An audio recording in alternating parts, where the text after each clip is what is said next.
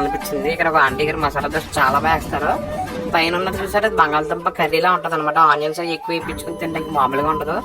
దాంతో పాటు ఒకసారి నాకు చిన్న చిన్నవి ఉంటాయి అనమాట. ఉసిరికాయలు చాలా బాగుంటాయి అనమాట. ఈ అత్తమాటలు దొరికినప్పుడు తీసుకోవాలి. ఈ లోపల గన్ కటోర్ అయితే ఒకటైతే తాగుతున్నా. ఈయన ఏంటంటే స్వీట్ చూడాలి ఏమన్నాను అనమాట. చాలా బాగుంటుంది, బాడీకి చాలా చాలా చేస్తుంది. చాలా ఇష్టం. ఇక్కడ కూరగాయలు చాలా బాగా అమ్ముతారు అనమాట. అంటే పండించినవి అమ్ముతారు.